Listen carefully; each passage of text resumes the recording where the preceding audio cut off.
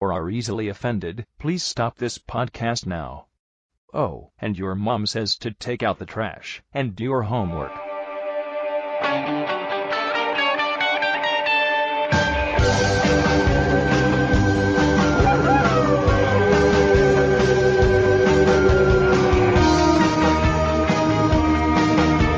Hello, everyone, and welcome to GameHounds. GameHounds, episode 273. We are recording on the last, I guess it's tomorrow, 31st, so I guess it'll be almost the last day of July 30th, 2014.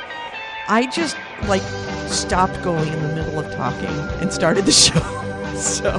Like you always do. I know, just completely interrupt us. We were having, one of the deepest conversations anyone has ever heard, and you just ruined it. I did. I'm sorry. We can't pick it up. It's lost. It's just gone. We tried to have a little show prep, and we had none. I know, we had no show prep because we all got out at 11:03. You're the reason we're so unprepared all the time. Got on at 11:03.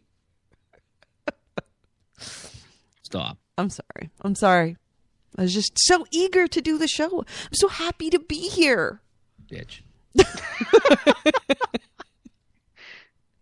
Does somebody want to share it out to the Facebook crowd? Let people know we're here. So a couple things going on. Yeah. Two tornado stories. Yeah, I saw that you were under tornado watch.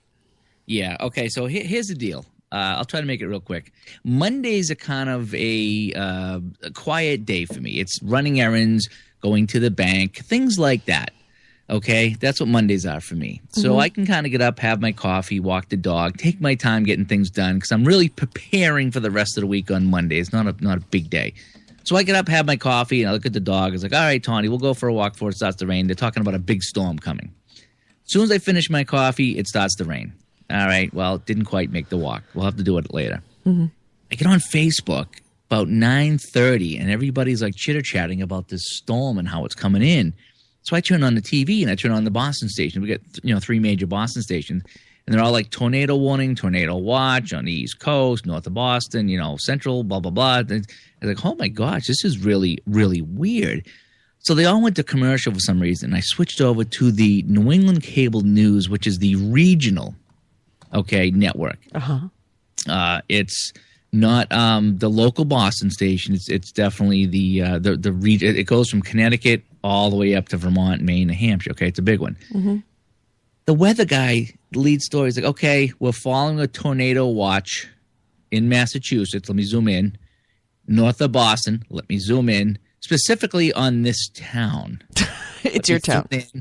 In the north part of this, let me zoom in. Which is where you live. And it's there was my street. On right Jesus. at the edge of the red. And I'm like, this is insane. This is my street on the regional news, not the local news. This is regional. This is all the big over. News. Yeah. And I've never seen them zoom in that much. And so they scrolled down a bit and they went across town, basically over my uncle's house who lives across town. He's like, see this little indentation? This is where the winds are going to start spinning. And then they scroll back up to my street or to the end of my street. When I walk the dog, if I go out to the end of my street, that's the street they were talking about.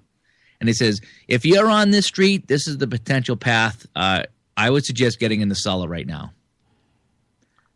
You talk about totally getting freaked out. Picture watching the regional news and having them say, yeah, if you live on this street, you need to get in the cellar right now.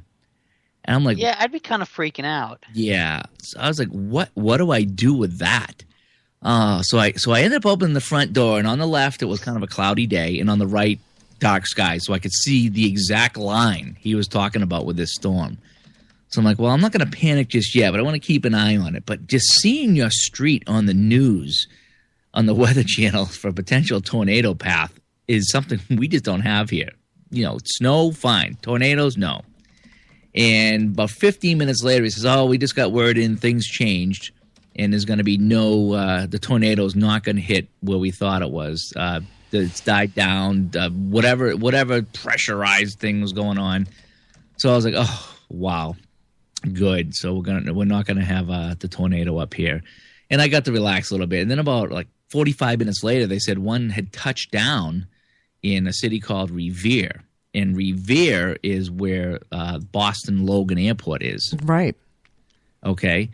So that's where you guys fly in for PAX, is in the city called Revere. Now, Revere, I think that was more on the coast, and the tornado hit a little bit inland. Mm-hmm.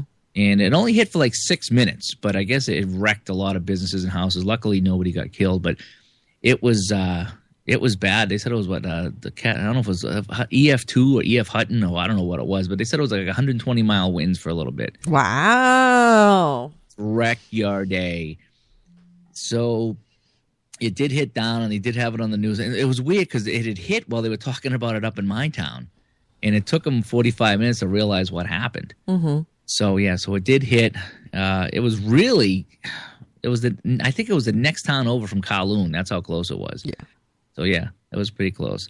But what I did take when it didn't hit up here, because the path that it was going, that street they were talking about is the street China Jade's on. So imagine a tornado ripping apart China Jade. Yeah. What would happen to my life? So we're getting some notifications in the chat room that the intro on this show said live from PAX East 2013. Yeah, that's where we are. No. You're in the PAX East category. That's why. Yeah, I started it on the wrong. We have two shows, and one was the PAX East. When we first started this whole Spreaker thing, we had a PAX East show, and then we had the regular GameHounds show. I should have just done it all together, but I wanted to keep it separate for some dumb reason, because I'm a girl and I like putting things in little categories and boxes.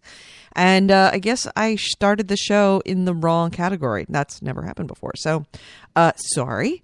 So if you're confused by the intro about live from PAX East, yeah, that's me screwing up. So we're here. It's not PAX East 2013. It is July 2014, and this is a regular GameHound show. Everybody in the chat room is making fun of you, Goalie, saying that let's see. Kevin Bulware says we in New Orleans laugh at your wind stories. Jaeger says, the sky is falling and I want my mommy. Pretty much, yeah. That's the thing about weather in the United States. If you're listening from Europe, U.S. is so big that people will actually make fun of each other for complaining about their own weather. It's kind of becomes like that my dick's bigger than your dick kind of competition. But you know what I never understood about that, especially when it comes to tornadoes, is that tornadoes are like a very genuine, constant, yearly threat for right. people like in the Midwest. They might make fun of like, oh, California, you got earthquakes. I can't fucking remember the last time there was an earthquake here. And the last time there was like a big one was like when I was a fucking baby. Yeah, you were pretty young. It's like, oh, yeah, our house gets destroyed every year, but you got to deal with earthquakes. Right. No, I don't. Right. Why would you live someplace like that? We have golf ball size hail. What? And you live there out of choice? What? You Why? can actually move away and you choose to live where there's golf ball size hail that could fuck. Have you ever seen a car that's been hit by golf ball size hail? Yeah. I had a neighbor that moved from, I forget where, but it's like they moved into the neighborhood and they had a little Isuzu SUV that had license plates from somewhere else, and the whole top of that car was fucked up, like somebody had taken a golf club to it. And I thought to myself, and that's why they left. We do not have golf ball size hail. Occasionally, very occasionally, like maybe once every 10 years, we'll have pea size hail, and that's it. Hail is fun. There's no place in the United States. Well, I shouldn't say there's no place, but I mean, everybody has their thing. I mean, some people get the snow and the ice. Some people get the heat. Some people get the floods. Some people get the tornadoes. Some people get the earthquakes. You know, everybody has their natural. I will take an earthquake over anything else you got to offer. Anything else. Tornadoes, hurricanes, all that. Fuck that. Earthquakes. Once every 50 or 60 years, you have to worry about it. And the rest of the time, the ground just kind of settles underneath you, and it's like, okay, earthquake. No big thing. Yep. And you know what? Actually, I shouldn't say that. Because our housing prices are already bad enough. So here's what I'm going to say. Earthquakes are terrible. You should never move here. Everybody dies all the time. Oh my God. It's amazing that we're even standing. don't. No. See, don't it's come. fine if they come here and they drive up the housing prices because there'll be an earthquake that will destroy everything and the housing prices will go back down. It's the natural boom and bust economy. Except our bust is an earthquake. Yes. That's true. I mean, you could get lots in the Marina District in San Francisco in the late 90s, early 90s and late 80s. Pretty cheap. Actually, you couldn't. The lots where the houses were destroyed in the Marina were more expensive than houses everywhere else. So anyway, by the way, if I start sneezing or make weird sounds, it's because I'm having a really bad allergy attack. So...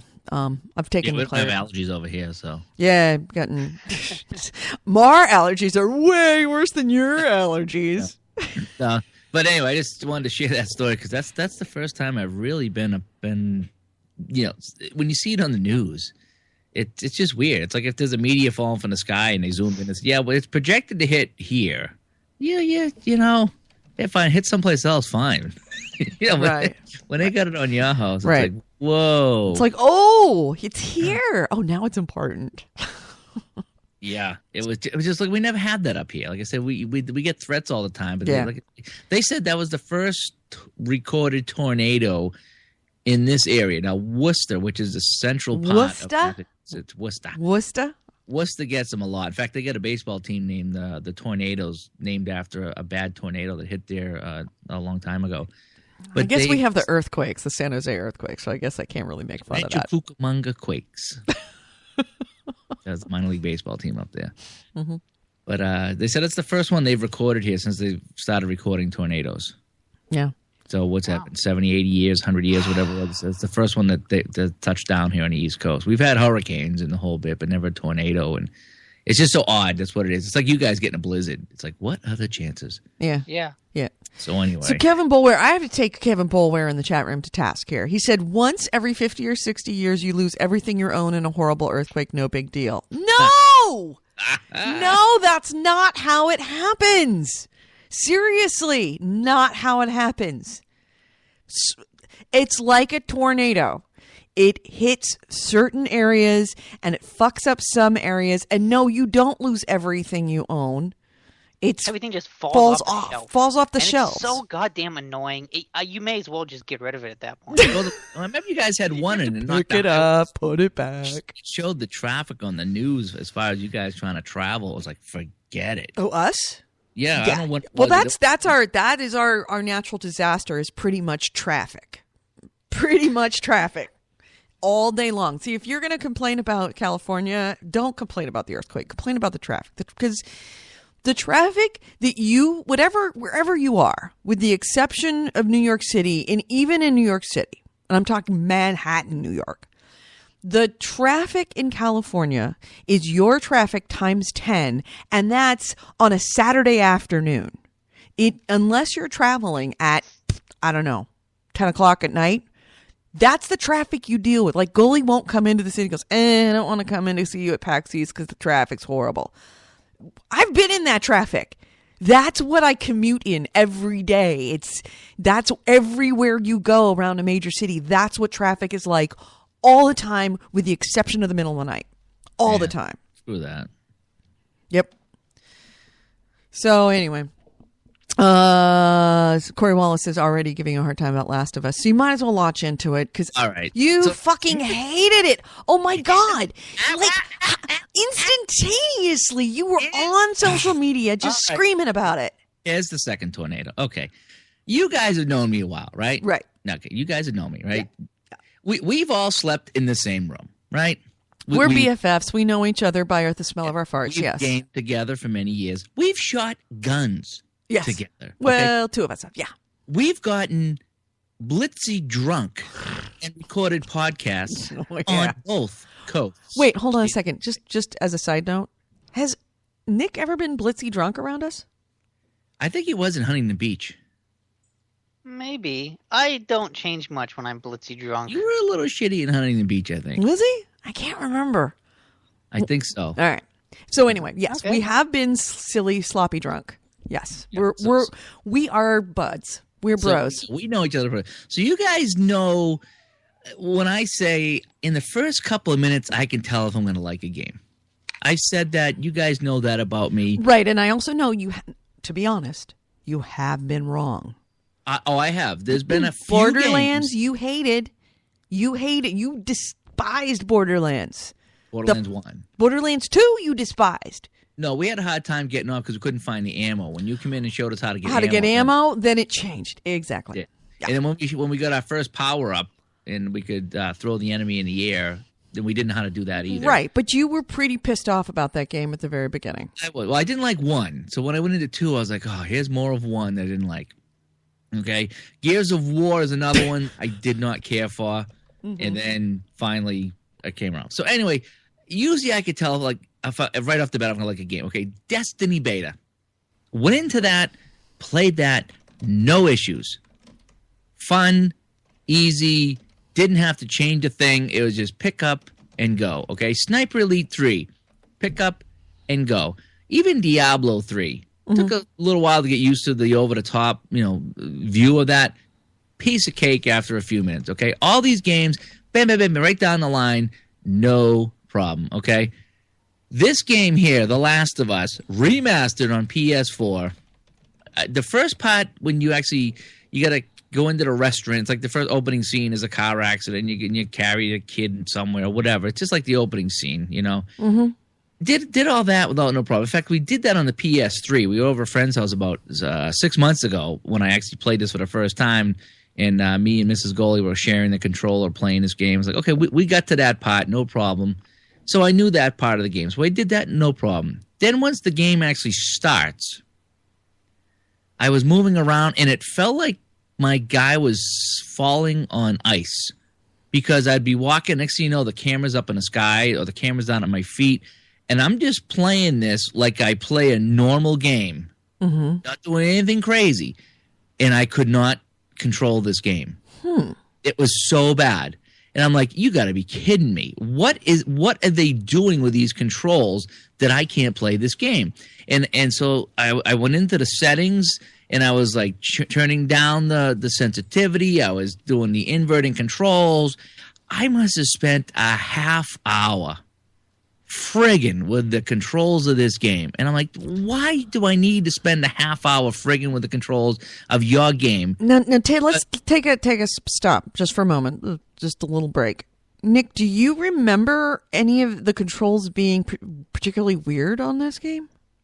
No, I mean, maybe it's because I played Uncharted, but I feel like it plays like Uncharted. Right, and I don't particularly remember this. Heavier Uncharted. And I'm wondering if this might be the conversion, the PS3 conversion. I don't know because they have. No, I don't think so. All these inverted controls, like you can change the shooting from L1 to L2 and vice versa. So, like, if the inversion is a problem, there has to be an option to undo that because there's always an option. Yeah, you can go in there. You can even change it to 30 frames instead of 60, which I did. Nothing worked. It was just, I literally spent a half hour and I didn't even get out of the first area. I just was walking around, and then when I finally had to go shoot somebody, it was like Grand Theft Auto 5. Remember the first scene in Grand Theft Auto 5? You come out of the bank and all the cops are there and you got to fight them and get away. And remember I told you I couldn't even do that? I failed miserably at that, and that's the first scene of the game. And I said, oh, boy, if I can't get through the first scene of the game. I will say this, that the very first firefight you get into, and I remember being kind of, I'm having to remember back, in kind of a ditch, and that you have to kind of come around a corner off to your left, and then there are guys there, and trying to deal with them. I had a little bit of a hard time doing that. Did you turn down the game to like puss mode? To easy? Oh, it's on easy. Yeah, it's on easy, okay. And I've been playing with the sensitivity. I've been playing with the inversion. I could not find the sweet spot for this game, and like I say, Destiny was not an issue. Warframe was not an issue. Battlefield's not. None of these games I ever had an issue with. I wonder if it's the third person view. It may be Red Dead Redemption, because I know that Dead Space really gave you some trouble. Although the camera was way... Yeah. Is the camera offset in Last of Us? No, it's not that bad. But okay. I know that, like I say, someone brought that up. I think it was Kevin there on Facebook, on our the GameHounds there on Facebook, brought that up and said that I had problems getting off the ship in Dead Space because the guy was so far to the left. I was so off center and off kilter, I couldn't get through the door because I'm used to things being in the center. When you throw it off on the left, I couldn't do it. That wasn't the case. Like Batman Asylum, there. It's the same thing. Batman's so far to the left, I couldn't play that game either. It's just so awkward for me. And this is the same. This felt so weird. In the chat room, Richard Riles in there, and he said the turning mechanic is a little different than most, but it's not a deal breaker for him. Maybe that's what it is. Maybe it's just the mechanics are just different for this game. But I tried to play this like a normal game, and I couldn't. So then I start second guessing myself. So now instead of muscle memory, I'm thinking it, and I'm like pushing when I do the vertical. I'm like, okay, when I push up, do I want it to go up or do I want the camera to go down? And then I hit a spot where I don't know. So let me go into Warframe because I didn't want to take out the disc. Let me go into Warframe because that's loaded up, right? And I'll play Warframe and I'll see how I have that set just to kind of reorientate myself, right? Well, there's a 5 gigabyte download. Fuck me. I was just thinking, I'm like, oh man, how was the last time you were in Warframe? Aren't you going to have an update? It's just this is way too much work for this game, really. So I exit out of Warframe and I get off the couch and I put in Battlefield. I go into Battlefield and don't you know I cannot play Battlefield.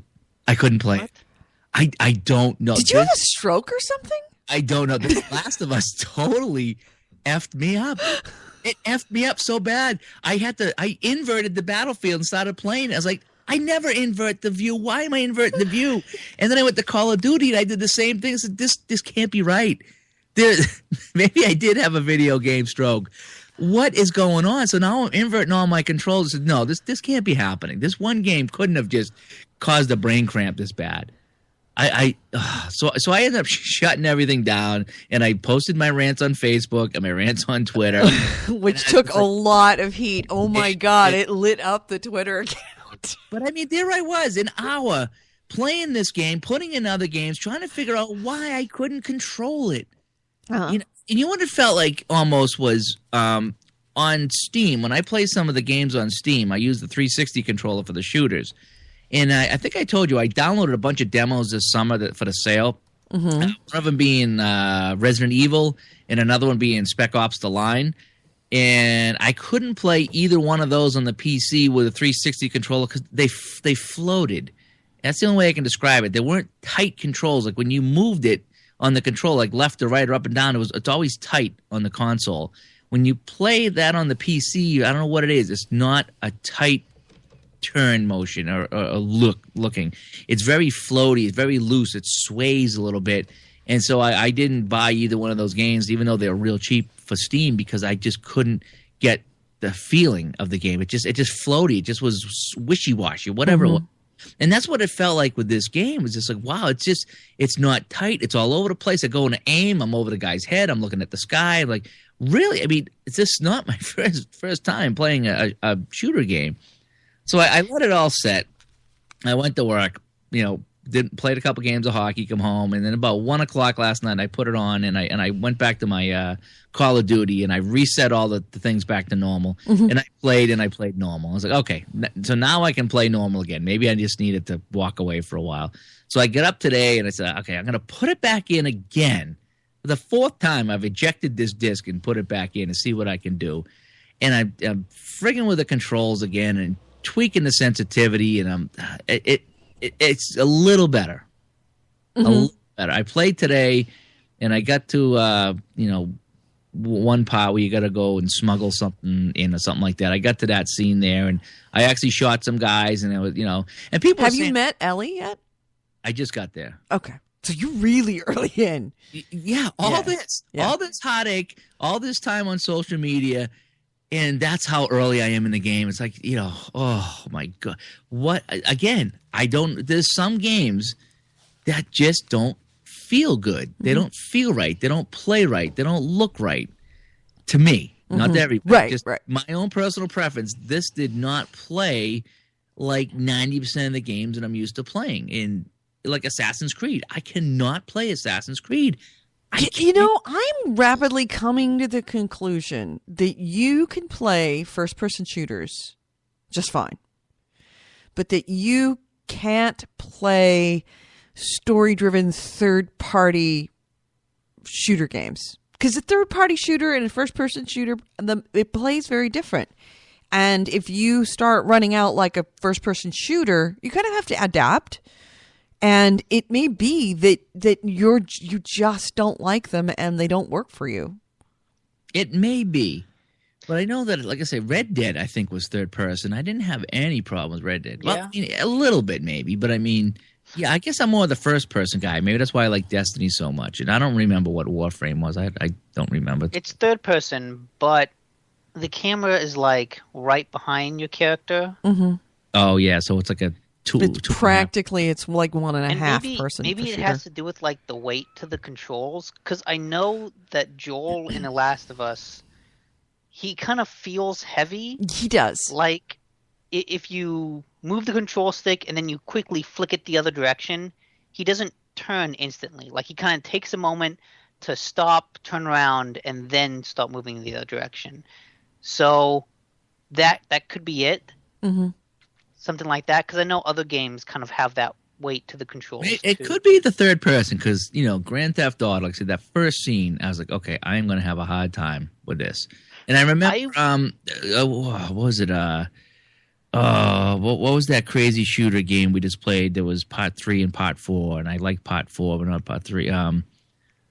4? Oh man, I can't think. The funny game, the funny, hilarious shooter game. Borderlands? Saints Row? Saints Row. Yes, Oh. Saints Row 4, loved it. Saints Row 3, I couldn't play it. Mm-hmm. That's so weird. Yeah. So it just... I'd be curious, have you played Max Payne? I don't think I did. I'd be curious what you think of that, because that game, at least like the first two, which are pretty old by now, like they're that like really immediate, camera right behind the character look. I forget what the third one was, but I think it was similar. I think the camera is directly behind Max all the time. So that might be an interesting test. Yeah, it's weird. Saints Row 3, I could not play. I remember I was trying to shoot from the helicopter, and I couldn't do it, and I gave up. Saints Row 4, I played all the way through and loved it. Love Saints Row 4. Grand Theft Auto 4, I played a lot of that, had a lot of fun. Grand Theft Auto 5, I couldn't do. Mm-hmm. And so I don't know if they tweaked it, or maybe it's just me. Maybe it's a mental block. Maybe I need Chinese food. I think I see the pattern here. Too much MSG. No, you can only play even-numbered games. Oh, very good point. Very good point. Kevin Bulware has requested in the chat room, have Goalie explain the story of the game. I just want to know if you watched any cutscene. Dude, I usually check Facebook during cutscenes. Blasphemous. I'm wondering how the wife's going to do. I told the wife, she's like, we got any plans? I said, yeah, I'm going to sit your ass down, and you're going to play The Last of Us, and I'm going to watch you. And she's more impatient than I am. She's one of these, she gets bored real fast with games. She's not a story-driven person at all. Oh, then you'll because that's the whole point of this, is it's a story. Yeah. I mean, it is a devastating story. Mine is very boring. She's going to hate it, and I know she is. But we're going to get drunk tonight. I'm going to make some homemade scorpion bowls tonight, and we're going to try playing it tonight. But I did put it back in today after I get up and walked the dog and had a shower and had a coffee and, sat down today. It wasn't 1 a.m. And I tweaked it a little bit more, and it was better. I don't know what I did. Okay. Well, but it was better. Keep giving it a college try, because it's worth it. It could be a combination of me just getting used to the controls in this game, because they are different. I don't know how else to say it. I mean, again, I just played Destiny and Call of Duty and Warframe and Battlefield.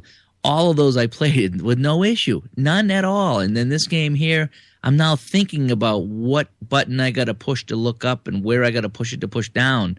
It was just odd. It was odd. It just really was. It threw me for a loop. And that's why I was tweeting and hammering this on Facebook, just that it sucked and it's boring and I can't control it. And I really was. I expected to jump right into this.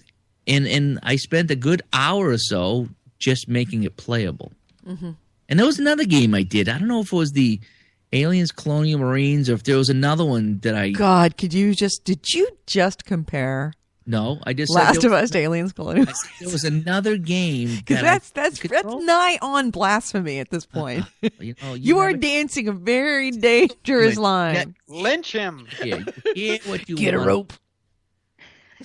There was another game, I said, and it could have been that one. And I forget if it was console or PC that I had to frig around with the controls just to make it remotely playable. And I forget which one it was. It could have been that.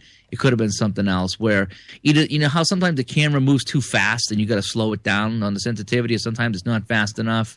There was one game I had to do that, and I was like, well, it's almost playable. But all the other games that come right out of the gate just play with default settings and no problem. And this one, no, I got to frig with this one. Mm-hmm.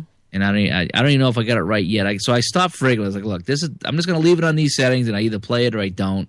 But the more I frigged with the settings and cameras and inverting and outverting and perverting, it just made it worse. Okay. So, to be continued, folks. We're good here. Good here. How are you? How are you? Did you find the princess? Yes, good. So Last of Us. I think I tweeted out I finished Last of Us in an hour. Wow. What was the last game I finished in an hour? That I was done with. God. Well, just recently you did one, didn't you? Yeah, but then I was like, I finished in an hour. You guys realize? Says, yep, I'm done with it. I played it an hour and I'm done. Didn't finish it, but I'm done. Right. So let's see. What did I play? Of course, the Destiny beta. Finished that up. That sucked. That conked out right in the middle of the game for me. Yeah, well, you know what happens. It's not like they're going to wait for you to finish up your game. Well, it's like, whoop, can't squin the beta. Goalie's still playing. Fuck you all. Fuck you all. You and everybody in this chat room can kiss my East Coast ass. Really? Get off my shit. All of yous. I had no idea when the beta was going to end, okay? I was just playing with some friends, and all of a sudden, this thing come up and says, thanks for playing. We're offline forever. Goodbye. I had no idea. It's not coming back. You know, and then, hey, Gone. we're not going to wait for you to finish your game. Fucking dumb chicks on the show. Go color your hair. You must be bored. You a half hour. Wow. You hear Twitter blue, then you can tweet. Awesome. And by the way, chat room, thank you for laying the groundwork so I could push the button. Thank you so much. What were we talking about? Oh, yeah, the Destiny beta. Did either of you get on, I guess it was Saturday or Friday, when they had the moon mission open up? Yeah, I did. It was Saturday afternoon. Yeah. Okay. Yeah, I couldn't. I tried to get out of a family thing, and that didn't happen. Husband wouldn't let me do that. Did you hear? It's fine. I don't know if this is news or if it counted playing, but did you hear about someone who went into the code of the game to see how big it is and found that it may not be anywhere near as big as we were thinking it was? Really? No. Yeah. Really? What I was now on news. Let's leave it up to chat room. Do you want this in news? Richard Rawls making me laugh. Do you want this in news? Do you want to talk about it now? Let's talk about it now, because there's no, why not? Let's talk about it now. What do they say? Okay. So, I know you were talking about this game like it's going to be this grand space opera epic. It lent the feeling that that's what it would be. It does. It does. So, okay, this is what I found on Reddit. I'm going to put the link in the Skype chat and also put it in the Spreaker chat. It's basically a map of the game. And it's got the moon, Earth, Venus, Reef, and Mars. Mm-hmm. And those are the 5 locations that you go to. Mm-hmm. So you only go to 5 planets in the game. Oh. And then of those 5 planets, there's only one, quote, destination, which is basically the old Russia that we explored in the beta is all of Earth that we'll see. Oh, that's rather interesting. Yeah, that makes it seem a whole hell of a lot smaller than it is. And that got me really nervous and anxious because, I mean, the way I played Destiny is I kind of blew through the story content really, really fast.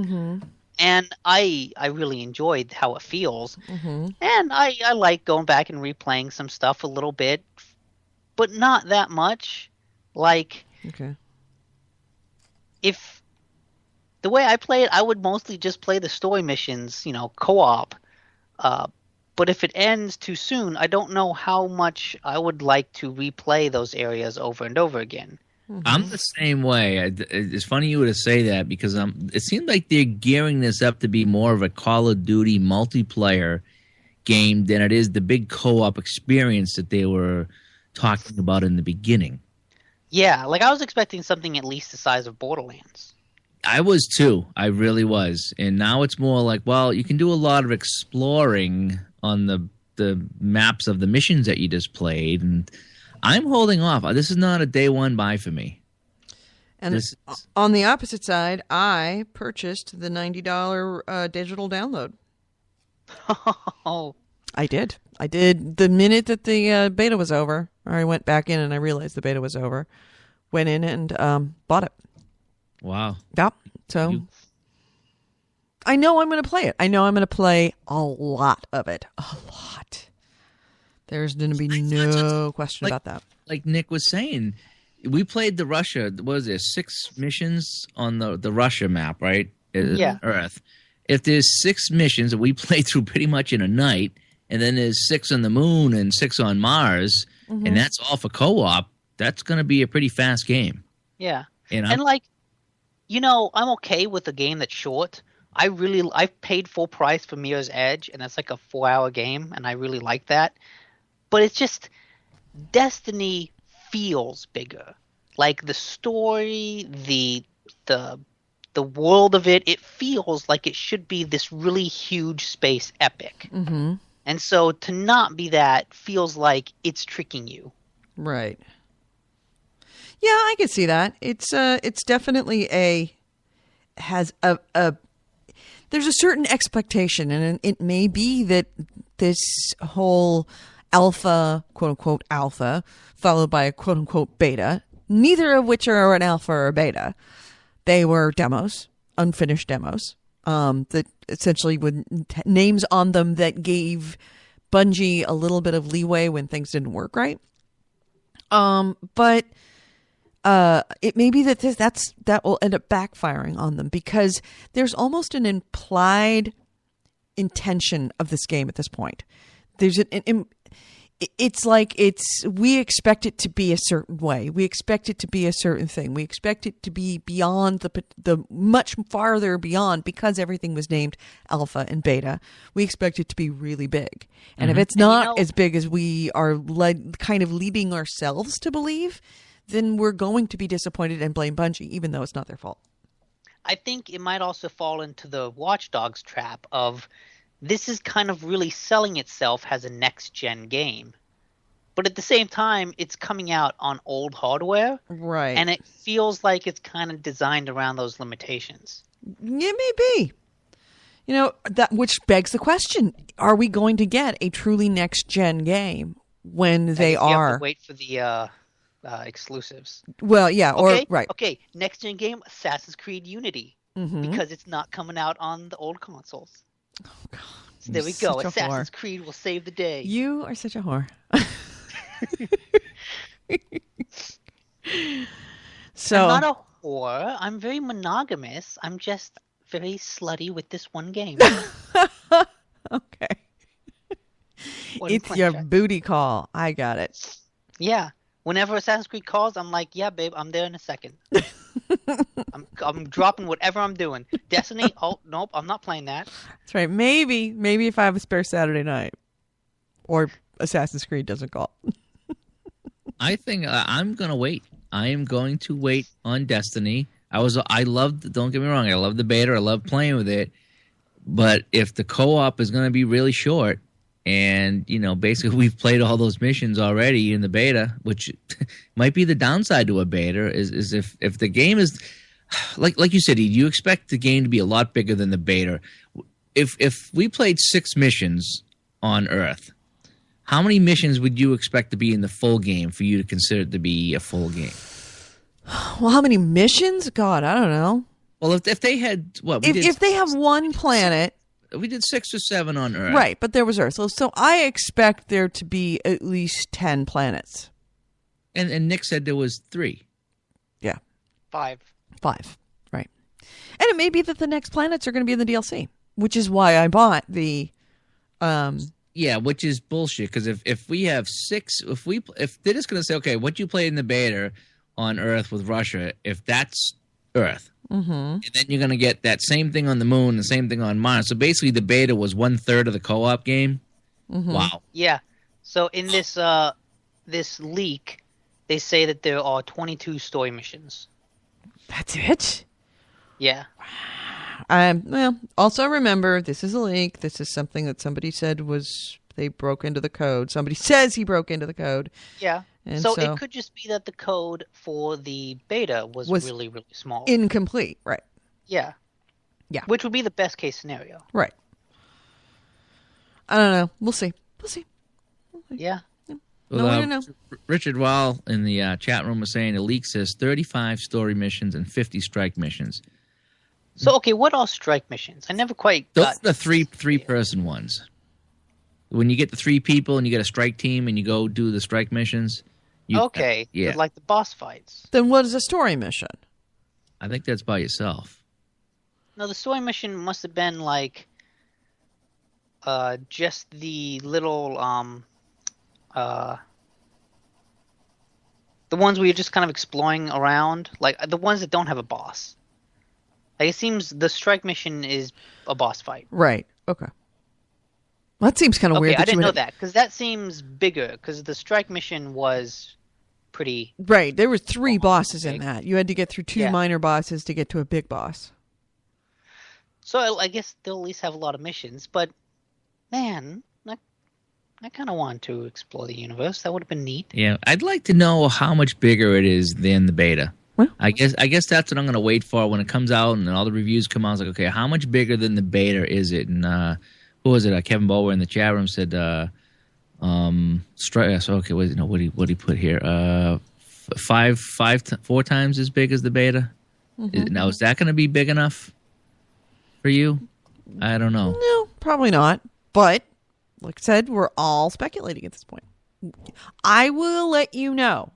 You will know because I have bought the game. And I have bought all the DLC. So you'll be the first to know as soon as I know. But you're still going to be playing that game. Fuck yeah. Oh, yeah. Fuck yeah. Are you kidding? I played the shit shit out of 6 missions. Game, and then as soon as Nick says, you need to get this game, you go get the next game. And, well, also, Edie's an MMO gamer. Right. So she's willing to play the same area over and over again just to play with other people and do the same things. Yeah, absolutely. Well, I don't mind that either. I really don't. But again, I'd like to see this be a lot bigger than the beta. I mean, I was hoping the beta was a taste. I'm hoping the beta wasn't going to fill me up. Yeah, well, also consider this: is that this is coming from your reservations are, and I'm not a Destiny whore by any means, but your reservations about Destiny come from someone who really loved Diablo 3. Mm-hmm. And Diablo 3 was really not it was a long game, but it wasn't a horrifically long game. But you did. It also had multiple difficulty modes. Yeah, and I would imagine. It had way better loot. Well, it did. It's true, but also I consider that we have not seen what the loot's going to be. I don't know. I'm very interested in building up a character and customizing a character out. I mean, it's going to be 50 levels of stuff, so I can't imagine. I also heard that the level cap was really low. Really? Yeah. I did not hear that. 12 or something, wasn't it? Really? I heard it was 20. Well, it makes sense if that's the case, because the all of the like high-end loot that you saw, the really badass stuff, was all at level 20. But that being said, it makes me more interested in the game, because if the level cap is 20 and that's as small as the game is, it means the DLC will likely raise level caps and be expanding the universe. But you know what? The DLC for Borderlands raised level cap, and we got past level 20 in Borderlands. True. Both Borderlands. This topic bores me. Can we move on to another game? Diablo 3 is supposed to go up to level 70 on the new one. Nice. Yeah, it was at 60 before, and it used to take forever to get to 60. Right. Yeah, I'm when is that date? I forget. It's very soon. 19th. Yeah, it's right there. So we've got to get ready for that. I'm so excited for that.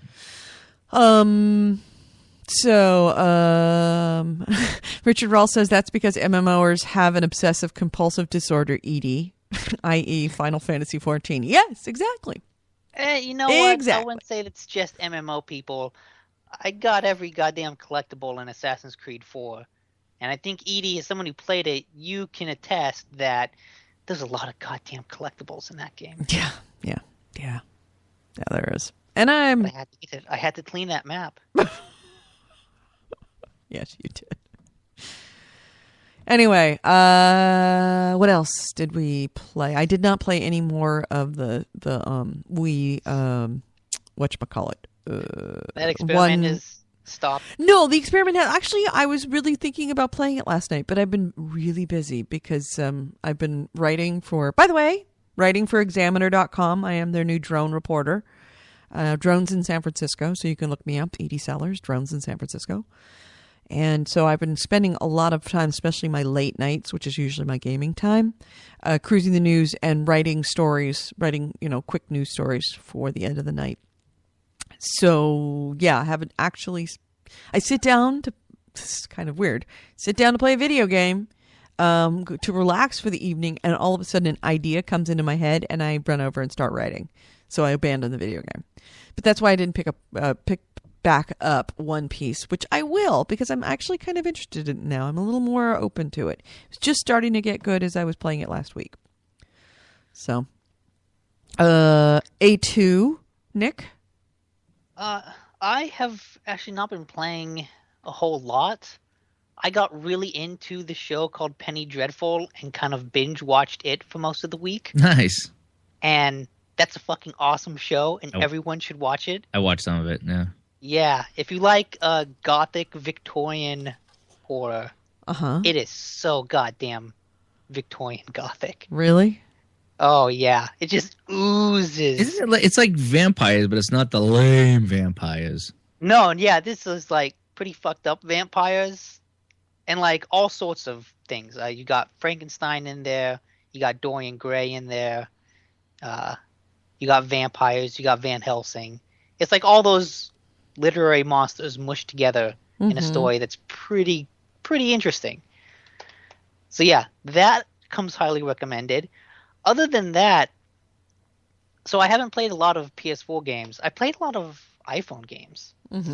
I really got into this one called Tower of Fortune, which is like this RPG that you essentially play with a slot machine. And it's neat, and it's weird playing it because maybe I've just been trained so much by games to like try to strategize during a battle, but like when you fight in a battle, basically you touch the screen to start the slots, and it's a basic like 3 icon slot machine. But only the first icon matters. So like if you get a book, which will give you some XP, and then you get 2 skulls, which are enemy attacks, you'll get the XP, but the enemy won't attack. But then at the same time, if you line up 2 books and then get a skull, you'll get bonus XP because you lined up 2 of the same icon. So the first icon is what matters most. And there's like 4. There's you attack, enemy attacks, you get money, you get XP. And that's the gist of it. And there's some strategy involved with like equipment, because as you play and get more money, or every time you defeat a boss, you can choose to get a piece of equipment, and that changes kind of how much damage you can do, but also like if you attack an enemy, you will lower their defense every time you attack. Mm-hmm. Or like every time you're attacked, your defense will go up. So you've got these kind of stat modifiers on your equipment that can really come in handy during some of the fights. But it's just, it taps into like that kind of core fun of an RPG, of just the progression, the exploring. And it's weird when I think about how long I've been playing it, how little I'm really doing, because all I'm doing is playing a fucking slot machine. Like, that's really what it is. Right. And there's no strategy involved. But I find myself constantly thinking like, okay, I'm going to spin this and I need to get a sword. And if I get a sword, I'll hurt him. And I got a sword. Now I just need to get another sword so I can do more damage. And I didn't get the sword. Like, I'm trying to strategize this slot machine. And I had to completely rewire how I think about the game to like understand and force myself to understand, okay, I don't control shit. I'm just spinning a slot machine. There's no strategy. There's no tactics. There's nothing like that. Did you try inverting the controls and changing the sensitivity? I did. And you know what? The slot machines spin the other direction, but I still can't control them. Did you put in Warframe? That might help. I need it to update. I think it's still updating. But yeah, like it's a great game because, since it's all a slot machine, you can just pop it up, hit the button a couple times, and then defeat an enemy and just kind of go on with your day. So that's pretty fun.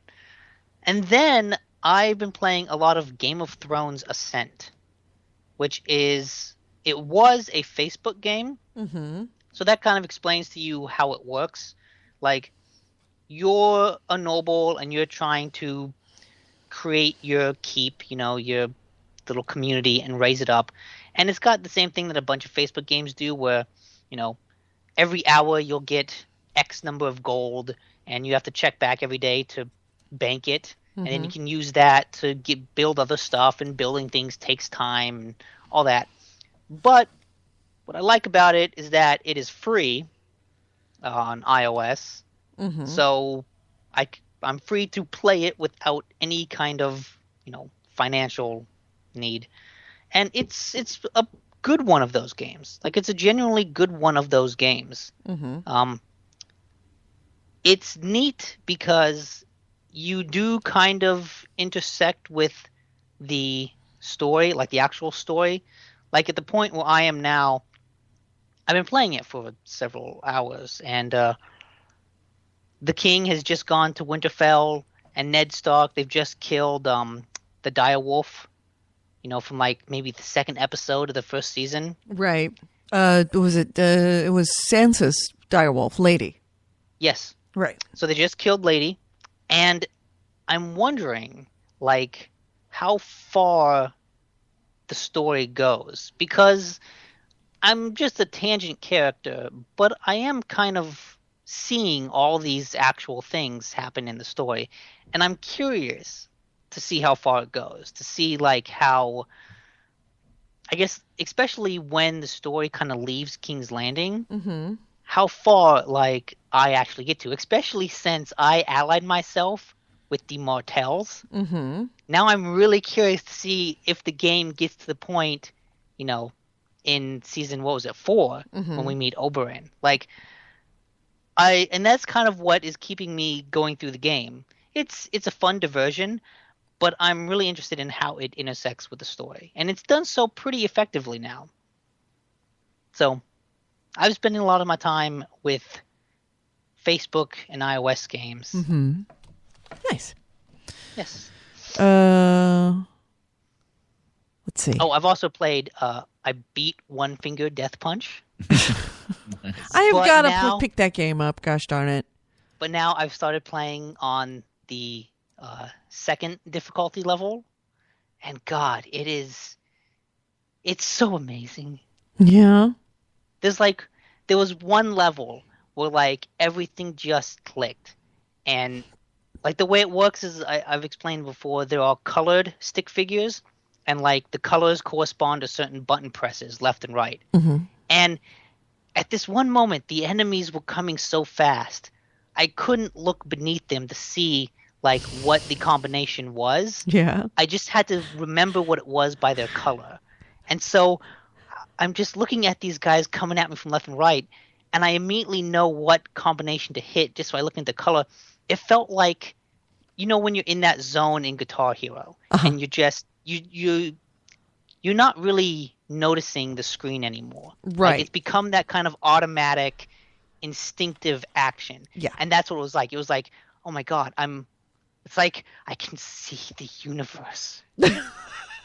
I am one with the game. I am one with it.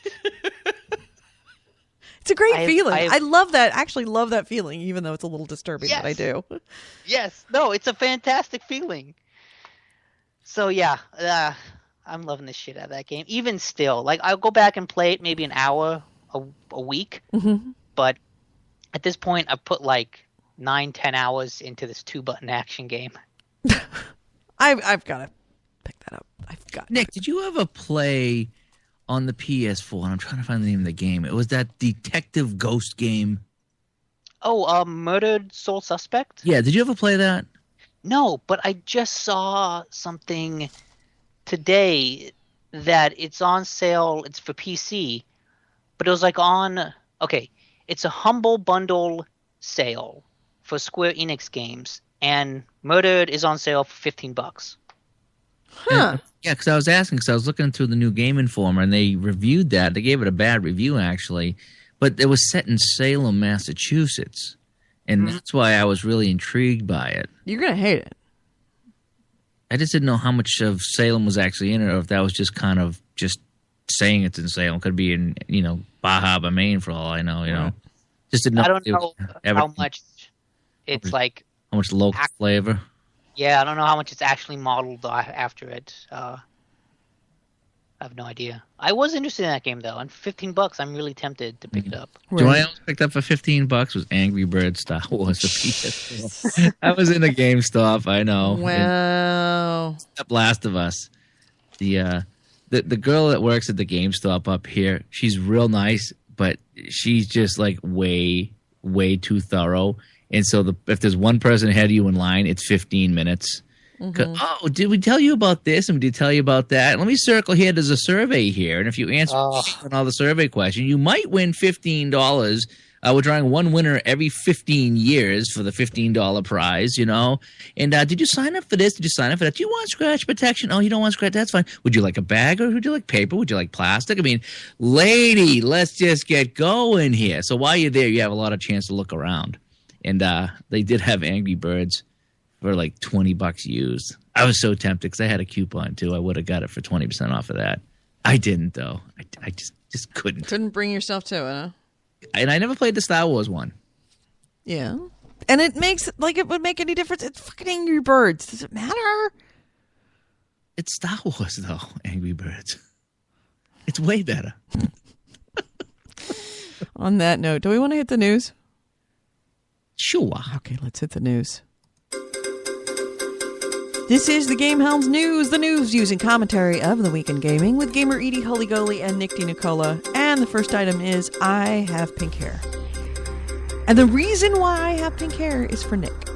I dyed my hair for Nick. Goddamn right you did.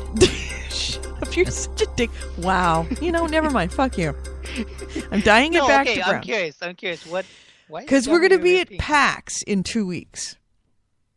What? Wait. No, it's not 2 weeks. 3 weeks. 3 weeks. No, it's more than 3 weeks. No. Isn't it? No, my friend. It's actually going to be 1, 2, 3. Yeah, it's like 4 weeks because it's the 28th. Yeah, it's the 20. Okay, you're right. It's 1, 2, 3. Yeah, 4 weeks. My bad. So yeah, anyway, in a month, we're going to be at PAX. And I want you to be able to find me in a crowd. And according to my husband, you could see me from space. It's It's pretty, like, hilariously pink. So you can't miss me. All right. But in other actual real news that anybody actually cares about, anybody have something? Because I got loads.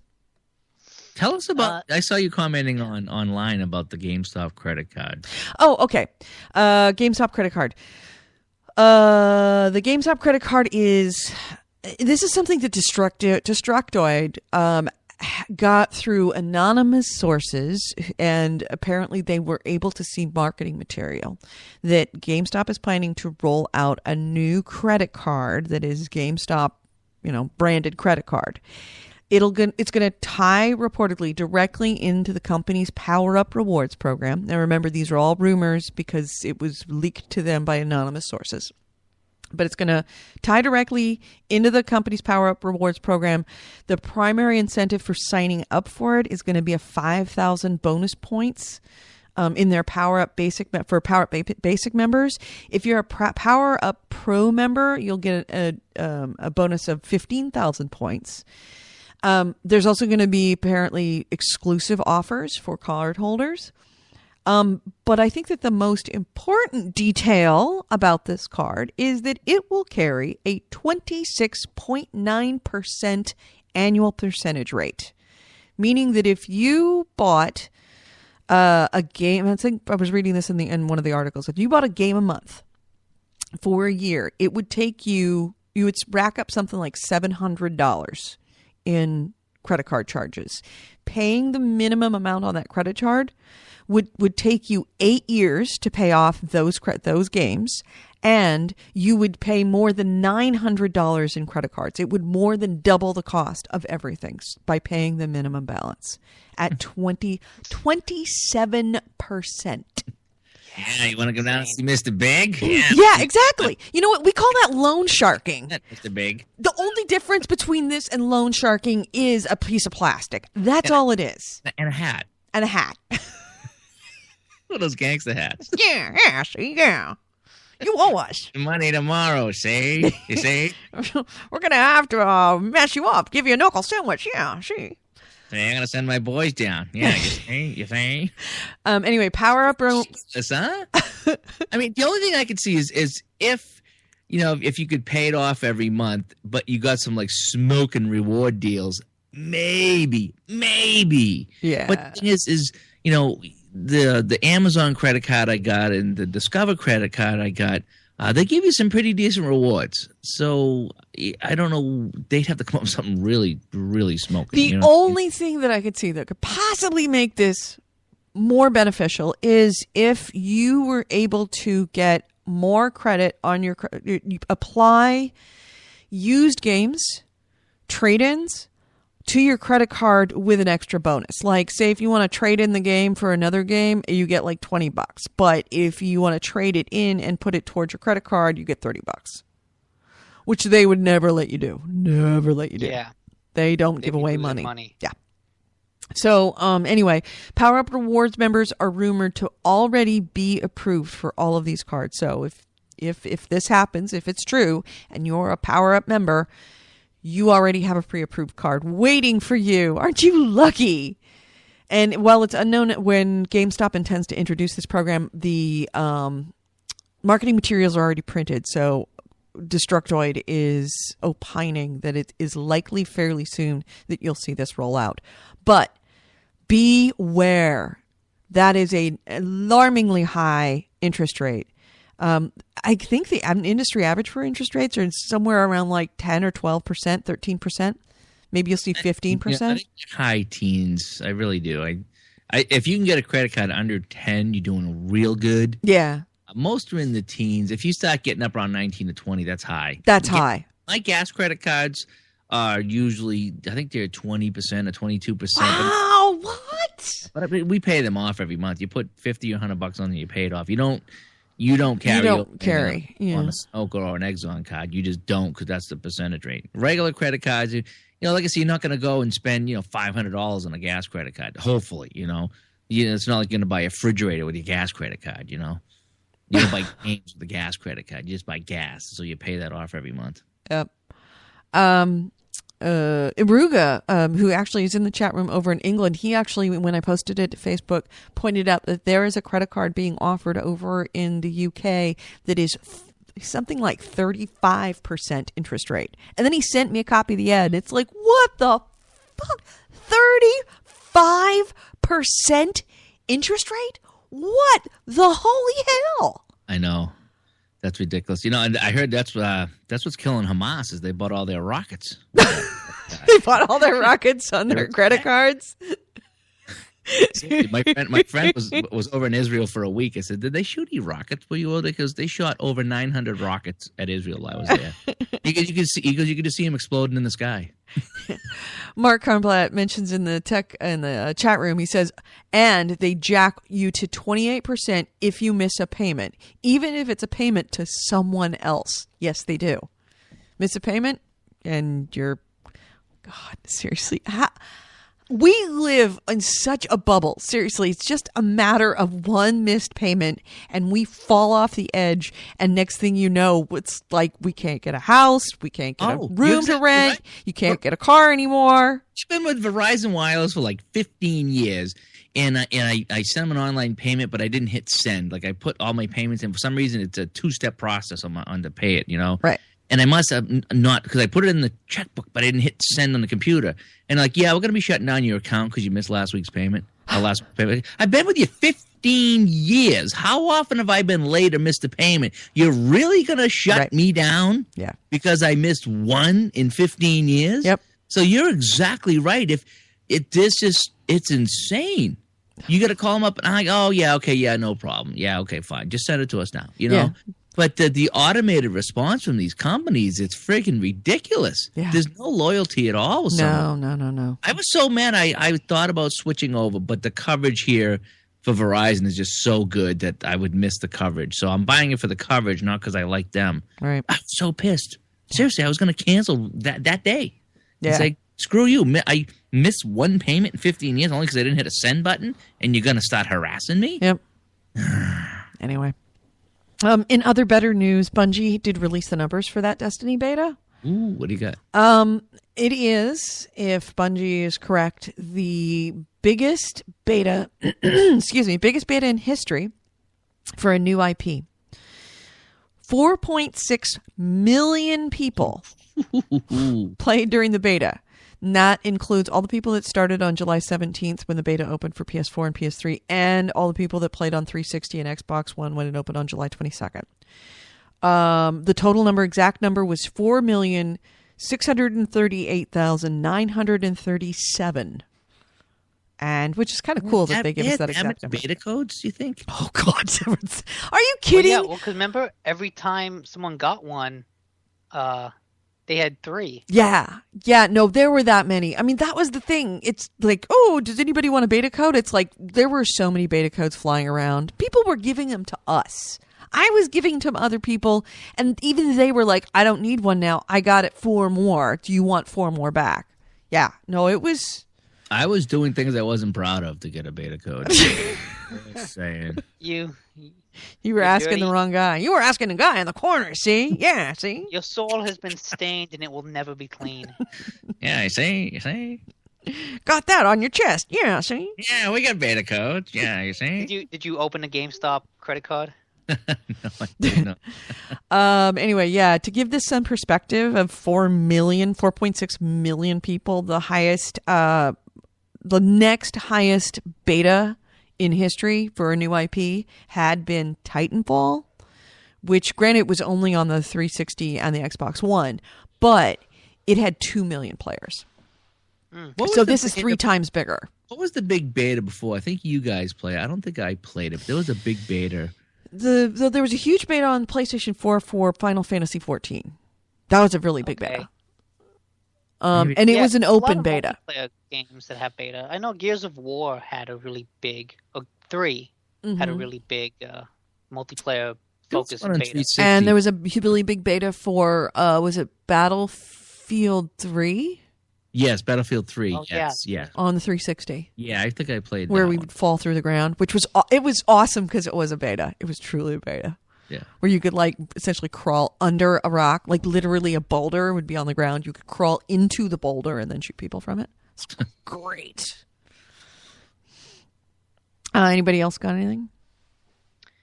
Yes, I have a fun one. Mm-hmm. Speaking of poor deals, or potentially poor deals, the EA has a subscription service on Xbox One. Yeah, I was seeing something about that. Explain that. So basically, EA has this back catalog of games called the EA Vault, or just called the Vault. Mm-hmm. And for $5 a month or $30 a year, you have unlimited access to the games in that vault. Mm-hmm. But so far, and what kind of makes this not interesting for me is that the vault has Peggle 2, Battlefield 4, Madden NFL 25, and FIFA 14. Those games were picked for this beta because this isn't like an officially released thing yet. Mm-hmm. They're sending out beta codes, to test the service. So I don't know how the service will work because there's a lot of things that can make it good, but a lot of things that can make it bad. This article on Giant Bomb suggests that the Vault could have a rotating roster of games, so that there's maybe no more than 4 games available at any one time, but they'll change, maybe a month, every month like that. Essentially an EA-specific version of the PS Plus games. Mm-hmm. Or it could be like these games are in there permanently, and over time, more games will get added to it. So it's only 4 for now, but, has more things get added to the vault. You just get a bigger collection, a bigger library of these free games. Mm-hmm. I think both of those could be potentially really good, but you'd have to see it at first. Because for me, as someone who's not really into sports games or Battlefield, this doesn't sound very attractive, which is weird because EA has such a massive library of games. You'd think they would be a lot more robust than that. Yes. Yeah, but it makes sense on one level because those are all pretty recent games. Right. But I also feel like sweetening it up with a couple older games, well, yeah, it would only sweeten it up. So this could potentially be a cool idea, but it all depends on how EA handles their vault. And rather, maybe kind of sadly, Sony, this is only for Xbox One, by the way. Huh. That's kind of odd. And that's because Sony has put out a statement that said, we evaluated the EA Access subscription offering and decided that it does not bring the kind of value PlayStation customers have come to expect. So they're basically kind of shit-talking EA. Yeah. That's kind of fighting words. It would be really interesting to see how this turns out, because if it turns out to be a really good service and it's not on PlayStation, that's a real big boon for the Xbox. Yeah, it is. But then again, if it turns out to be a really bad service, that's going to look very bad for Xbox. Or make PlayStation look really good. That it's like, yeah, we're not putting crap on our console just because it's there. Yeah. See, we're in the gamers' corner. We're all about gaming, and we're here for interesting you. turn of events. But what I at least like is that EA is like trying something weird and different, because the whole idea of you pay $60 to get a game is changing. I mean, there's so many free-to-play games. I mean, I'm playing a free-to-play game on the iOS. I still want to play Warframe on PlayStation. Like, the whole model is kind of weird and changing, and it's nice to see one of the biggest publishers experiment. Yeah, jumping onto a different way of doing stuff. Because Activision is so firmly set in like the buy $60 model, which for good reason, they've had good success with that, but they're never going to do anything different. So it's good to see EA just kind of go crazy. Yeah, I agree. I saw nothing. I saw a lot of people that saw that program and were like, meh, does not seem very interesting to me. But they might open it up a little bit more later. We'll see. It's definitely something we're going to watch carefully. I mean, it's got 4 games that you're either kind of into or not. And if you're into them, you're excited. And if you're not into them, you're like, why not for me? Which is kind of where you want to be. The thing is, if you're into them, you probably already have them. Yeah. Richard Wallace say, Edie, if you can, please comment quickly on your latest forays into Final Fantasy XIV. I haven't actually picked up Final Fantasy XIV in about 2 or 3 weeks because of the Destiny beta. So you will hear more about it later. Actually, it's probably going to be something I'm going to pick up this week because I miss it. So my latest forays into Final Fantasy XIV are not forays at all at the moment. Next item I've got is PS4 has an update. I don't know if you saw that last night. Yes, I did see that. Okay, so in this update, you're going to have 3D Blu-ray support, which I don't really care about, but they did promise it was going to happen. It's now happened. Xbox One's going to get this same feature, the 3D Blu-ray support, next month when it has its update. So Xbox is going to mirror that, or PlayStation's going to mirrors Xbox already. And then also in this PS4 update, you're going to be able to automatically download featured content from PlayStation Store, which includes, like, you'll see demos and time-limited trials and free content. Those you will be able to automatically download as well. Because you can automatically download your purchases. This is free content you can download. And then finally, the system messages, you see them come up on the top right of your screen. They're actually moving. They're moving next door to the top left of your screen. Yeah, left, yeah. They were last night. Okay, yeah. So then you've already had the update. Yes, that's where they're going to be. Tell me something. When the PlayStation 4 first came out, it obviously plays Blu-rays. Uh-huh. Or it didn't, or it was going to come up in the update or something like that. Yeah. I tried playing a Blu-ray on the wife's TV that she plays on. She's got the newer TV, the 1080p, the whole bit.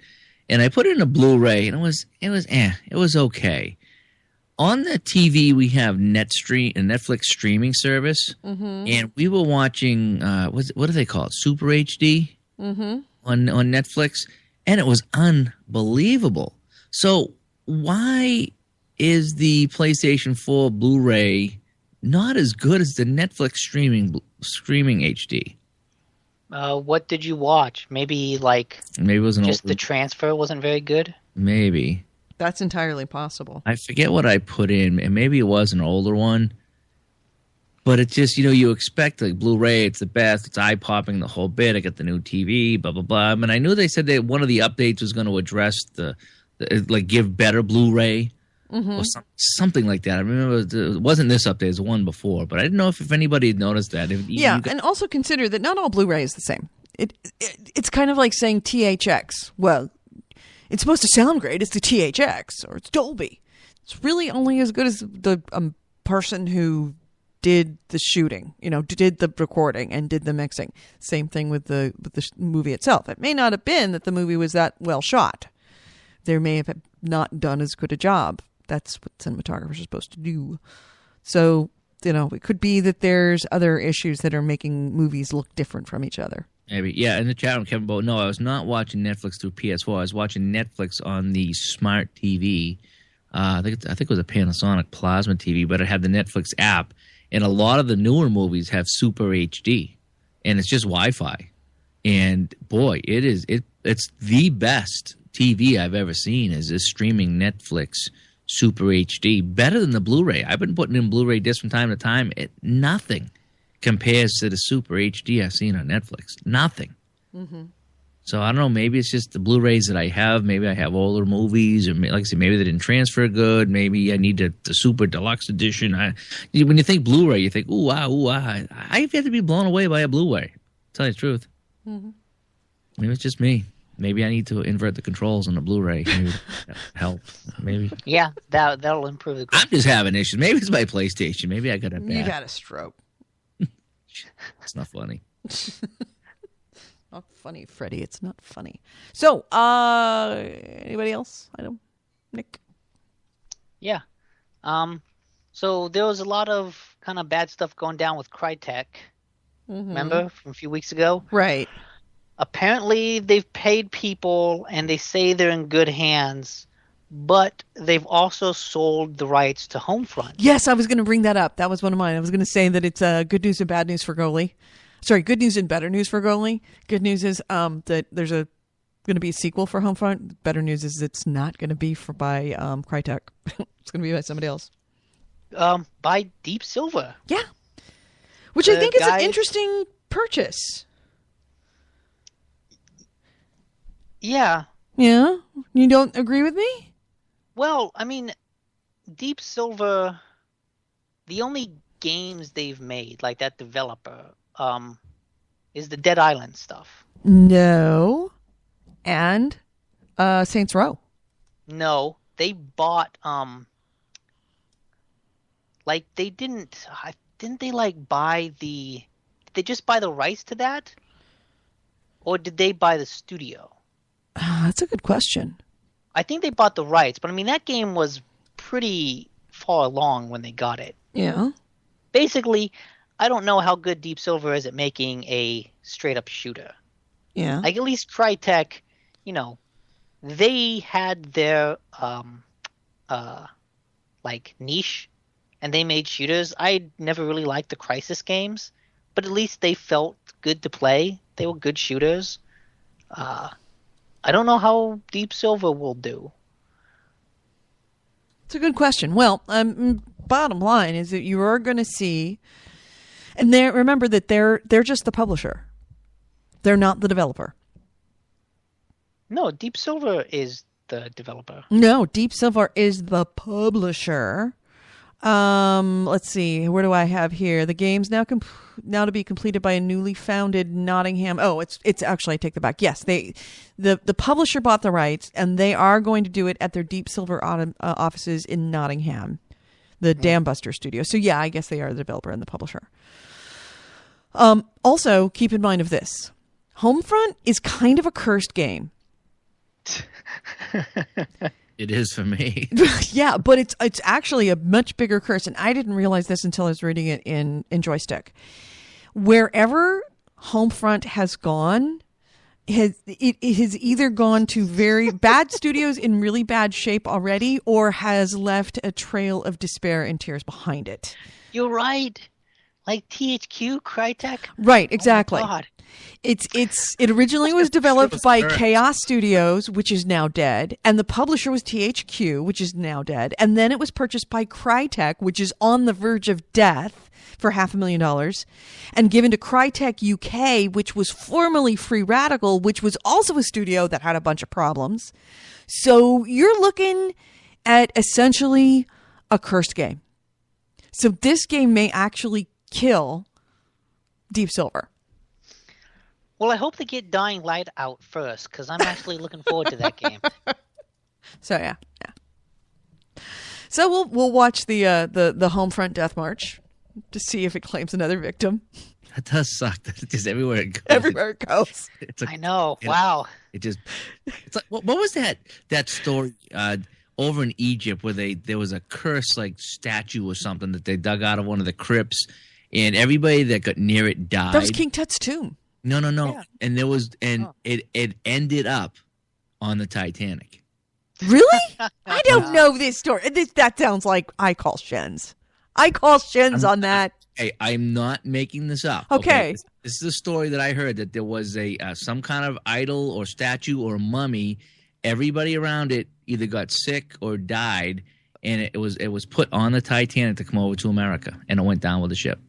You can Google it. Maybe it's just a story. All right. Somebody Google that. I don't believe it. Titanic curse, fact or fiction. This is not Goalie making something. This is a story I actually heard. Maybe it was on Art Bell or something like that. Oh, well then that will make it true. Jesus Christ, he's worse than the internet. An add to the show here.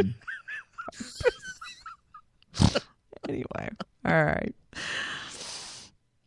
While Nick is looking that up, Trials Fusion has DLC out now. I know that's going to be huge in the chat room because I know a bunch of you Trials Fusion fans. I was playing that the other day. Yeah. How do you like it?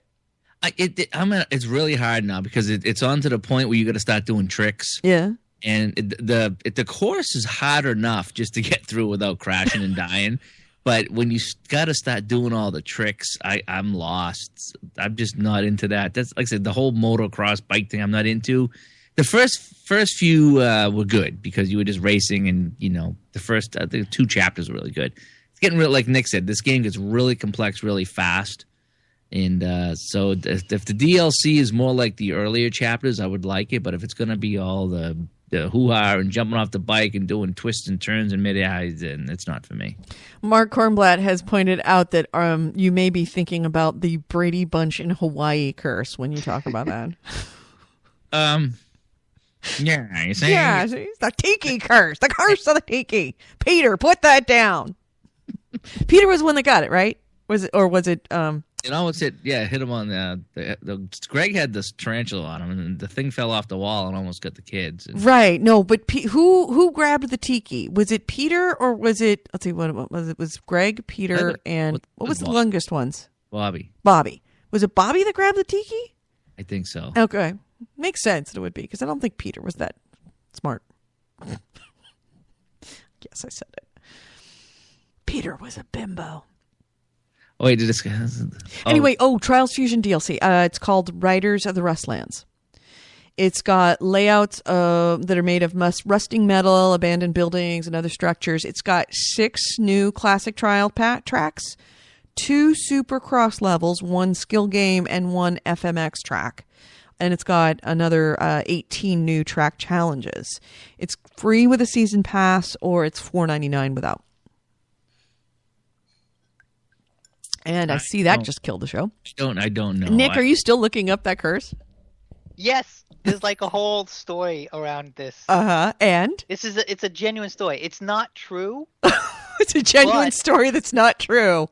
But it was like something made up by these 2 like explorers. But okay, this is awesome though. Okay. So like it's long, so I'm just gonna give you like the good parts. Yes, like, give me the short version. They got it out like when they found the coffin and stuff. Like 3 guys were shot by an Egyptian servant somehow, and 1 guy had to get his arm amputated.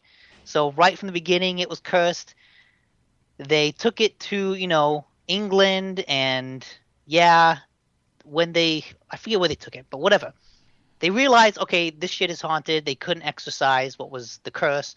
So they're like, some guy, I don't know, in wherever the Titanic was going, some guy was going to pay money for it. So like, okay, put it on this boat and ship it. So they put on the Titanic, shipped out, Titanic sunk. But some accounts of the story go on to say that the American collector bribed the crew of the Titanic to put the mummy in a lifeboat and was smuggled on board the Carpathia when she picked up the Titanic survivors. Ooh, then thickens. Then, in America, the mummy continued to bring tragedy. So it was shipped back to Europe on the Empress of Ireland, which then sank with the loss of 840 passengers in 1912. Pretty much. And then it was on that Malaysian Airlines aircraft. Wait. And then it ended up... No! Yes! Okay, all right. So, I can't believe I'm laughing about a plane crash, but go ahead. Somehow the mummy was saved again. Uh-huh. The collector decided to ship the coffin back to Egypt on a 3rd ship, the Lusitania, which was torpedoed by a German submarine. What happened after that is not known. It ended up in the offices of the Homefront team. Yes, it did.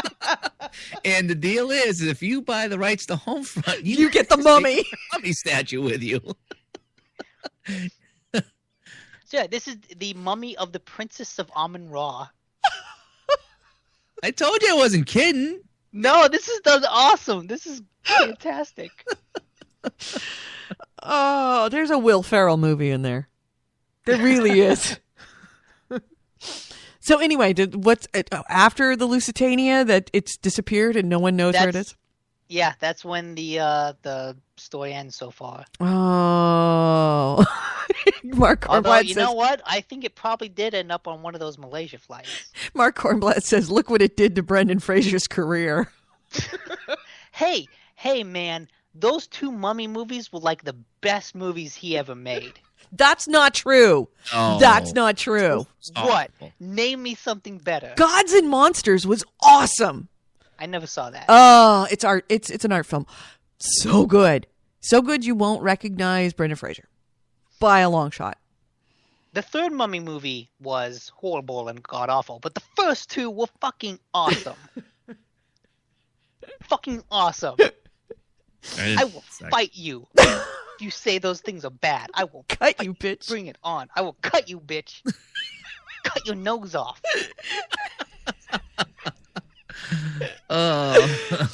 You think Thursday Nick is bad? Wait till you see Friday Nick. Friday Nick, who's had the Mummy 1 and 2 impugned. Mummy Nick. Yeah. Friday Nick will fuck shit up. Anyway, do you have anything else? Do I? I don't know. That's why I'm asking. Oh, okay. The Sony put out the PS Plus free games for August. Yeah, I saw that. What? Yeah, go ahead and give those. So for PS4, there'll be this indie roguelike called Road Not Taken. I've never heard of that before, so neither have I. I'm kind of curious about it. And for PS4, we get Fez. Yes, I saw that. Which was one of the best games ever. I love Fez, so that's cool. Fez was amazing. PS3 people will get Crysis 3, speaking of Crytek. Mm-hmm. And PS Vita will get Lego Harry Potter, years 5 through 7. And Games with Gold, apparently, and I'm looking at Anantech, so I'm relying upon them. Crimson Dragon, the Xbox One. Okay. It's a $20 game. Strike Suit Zero, Director's Cut. That was great. I finished that. I haven't gone back to it, but I really liked that game. That was a good space flying game. Let's see. Available August 1st through 15th is going to be Motocross Madness. Motocross Madness. And the 16th through 31st is going to be Dishonored. That's good. Yeah. And it was only out in 2012, so they're catching up. They've run out of chicken plates and ice cream makers to regift us, so now they're having to get into the good stuff. Yeah, but if you hadn't played it, that is a genuinely good thing to add to the back catalog. Yeah. And I never played Dishonored, so actually that might be worth it for me to. It's a lot like Thief. Yeah, except it's a good version of Thief. Oh, okay. If it's a good version of Thief, then I'm on it. Think if Thief was like really fun. I know that's hard, but like if Thief was really fun and really good, yeah, that'd be Dishonored. Okay. All right. I'll pick it up. They don't go together, Nick. Look, good and Thief. Not with a mummy curse. Or with a mummy curse. I forget. PlayStation Now beta begins tomorrow in North America. Oh. That up on GameHounds. Do you have to pay for that beta, or is it free? Do you have to like order it and then bid in? I thought it was a per game thing. Okay. We'll have to check that out. Either way, I am in no way interested in that. The prices on those are just alarming. I wonder if they adjusted the prices since the first. Be interesting to see, because I mean it was universally reviled. When they announced it, it pretty much made news all over the place. It starts off with 100 games. That's not bad. It depends what they are, I guess. I mean, which 100 games? Yeah, and I guess it all depends too. Because if there's something that I wanted to play that I never got to play because I didn't have a PS3, and I could play it for a weekend for a few bucks. If it's the same price as like a Redbox rental, it might not be that terrible. If you compare it to Redbox. But like they were saying, and you know, you guys brought up on the show, I think it was last week or the week before, is that you could actually buy the game used cheaper than renting it here for a week or so or a month on the PS Now. So yeah, the prices are way out of whack with the market. Yep, and that could just be a beta. Hopefully they fix that. We'll see it.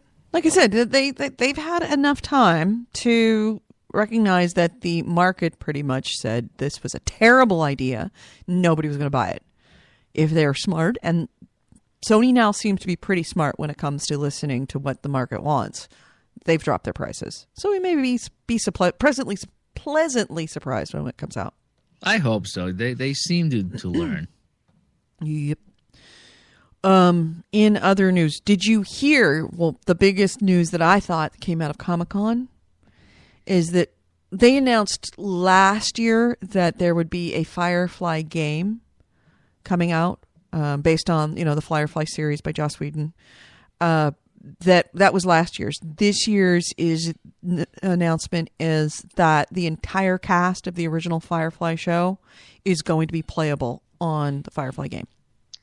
That seems impossible for one very specific reason. Well, except for Ron Glass being dead. I don't want to spoil it. That part, yeah. That part might have something to do with it, but yes. But I think that everybody who's living on the cast, that's Ron Glass really playing Shepherd Book. But yeah, I think right, yeah. So, he's important, but not. But you could still have a game without him. Everybody else seems to be in fine health. Well, that's right. He also died, though. Who? Shepherd. Shepherd Book is Ron Glass. Oh. Ron Glass is the actor who played Shepherd Book. Who else died? Oh yeah. Wash. Oh well, Wash died in not. Alan Tudyk didn't die. The actor didn't die. No, but the character did. Yes. That's what. Wait, hold on a second. Is Ron Glass dead? I assumed Ron. I don't know. I thought I'm Ron. so confused. I know. I thought Ron Glass was dead. So maybe I'm wrong because I have very consistently made a horrible error in the last 3 weeks. I called it Playola instead of Payola. I said that Sarah Jessica Parker was in War Games. It wasn't. It was Ali Sheedy. I actually like that Playola. I thought you were being cute. Like, it's not Payola because it's games, it's Playola. Yeah, I don't know where I got. Ron Glass is... I'll give you credit for that one. That was all right. Yeah, but no, it was Playola. I thought it was Playola. It is... Ron Glass is alive. Okay, so Ron Glass is alive. So you can have the complete cast with the exception of... It may be a prequel. You don't know. It could have happened before Wash dies. I know they continued that story in comics, too. So... it'll be interesting to see like kind of how they wrap around that. So, by the way, I don't know if this is like a free to play. If it is, I'll totally be down for checking it out. All right. Yeah. Ron Glass is, yes, I know. Ron Glass is alive. I don't know why I thought Ron Glass was dead. Maybe it's the Abe Vigoda death curse. It was the Mummy. Maybe it was the Abe Vigoda thing that had just kind of gone through him. We're slowly moving through the cast of Barney Miller, declaring each of them dead. But yeah, Ron Glass is alive. And so everybody who is a cast member is alive. We could theoretically do this. And it's it was an interesting thing that it occurred to me that video games kind of are the natural evolution for many of these big television shows, especially cult television shows where they've got canceled before their time and they still have a big following. It's because if you try to do, everybody wants, not everybody, a lot of people want a Firefly remake to start it back up, but you couldn't possibly do it because nobody looks the same. I mean, don't get me wrong. I love what's his name? Nathan Fillion. I love Nathan Fillion. Seriously, I would leave my husband for Nathan Fillion. For a night. I would leave my husband and everything I own for a night with Nathan Fillion. That being said, Nathan Fillion has put on a few pounds over the years. He could not be that same person and couldn't fill that same role. So there's a lot of stuff that you couldn't possibly make into a remake visually on like film or television. But they sound the same. video games will always let them live on in their perpetual youth and svelteness. So you don't have to worry about that stuff. So it's actually a perfect solution for the Firefly problem. You can always get them there. And all those guys could use the work. Everybody. Well, I don't know. Nathan Fillion's got a sweet gig. Yeah, and have you watched that show? Yeah, I like that show. Really? Yeah. Oh, it's such pablum. Oh my god, it is so cookie cutter. Oh my god, it's Rizzoli and Isles and Abe, and it's horrible. It's exactly like every like other that show. Because there are times when the good episodes are when it doesn't take itself seriously at all. When it's like them investigating a zombie or something like that, or ghosts, or some wacky crazy death. Yeah. That's when it's good, because it's like a cop procedural show that doesn't give it. It's like a parody of cop procedural dramas. That's true. I could give it that. But even so, I don't like the serious episodes. It doesn't. Yeah, it doesn't take itself nearly as it takes itself way too seriously if it's a parody. Yeah. Those good episodes and those serious episodes. Right. But man, come on. It's Nathan Fillion. It's hard not to watch him and smile. Mark Hornblatt says Firefly Next Generation, Firefly Babies. Firefly Children of Jane. When you say Firefly Babies, I imagine literal babies, like, in the role. That would be awesome. I would watch that. Totally watch that. Anyway. Kevin Bulwer says, doesn't matter. The remake would get shown out of order and delayed weeks at a time. That's true. The mummy's tomb would appear on set. Yep. All right. So anybody else? News? Goalie, did you bring anything? I just brought a couple of really big stories to the show. What? But, what? You guys dumping on them, and what? I provided the fodder, and I was the what? Wait a minute, hold on a second. But what the story did you bring? What news article did you bring? I brought stories. I don't bring news. I bring real life stories to this show. Is what I do. I bring the quality. You guys just bring culture. Okay? Okay. Yes, you're right. You're right. I agree. You class this place up. If it wasn't for you, we'd all be dead. It would be full of mummies. That's what we would be. And loan sharks. Yeah. See? Something's going to pay, you see? You guys what does it mean to be full of mummies? Like, what exactly are the mummies doing to fill you up? The curse in the show. Well, I'll just say that it involves your head, neck, and chest. Head, neck, and chest. Oh, that's such. Oh, by the way, speaking of which, did you see the Kevin Smith at Comic-Con talking about the stuff he's not supposed to be talking about with being on set for the new Star Wars film? Hilarious. Yeah. Look it up. It's long because he's totally rambling and may or may not be stoned. Hilarious story. I did see the leak of Batman and Superman stuff. Yeah. And then there's what's the new one? Deadpool leak of some Deadpool footage. I kind of don't like Deadpool. I'm not a huge fan myself, not going to lie. But kind of annoying. It's out there. I did hear they're thinking about making Godzilla 2. They are going to make Godzilla. I think 2. that was going. I think they knew that. It's going to have motherfucking Mothra and Ghidra. Yeah. Yeah. Monster X. Yeah. Unfortunately, it's like a long way off because the director is going to make a goddamn Star Wars movie first. Fucking Okay. Star Wars. Is it going to be? Is it J.J. Abrams going to direct it? No, it's Gareth Edwards. He's making one of the spin-off Star Wars movies. Oh, okay. Yeah, So- no, they're that Star Wars is gonna suck. Can I just say that? No, It is. I don't think so. I mean, I'm disclaimer. I know absolutely nothing. I know less than nothing. Truly, honestly, I know nothing other than what is out there in the news. But I've heard, like, if you listen to that Kevin Smith thing, I've heard that this is going to be the Star Wars that you wanted it to be.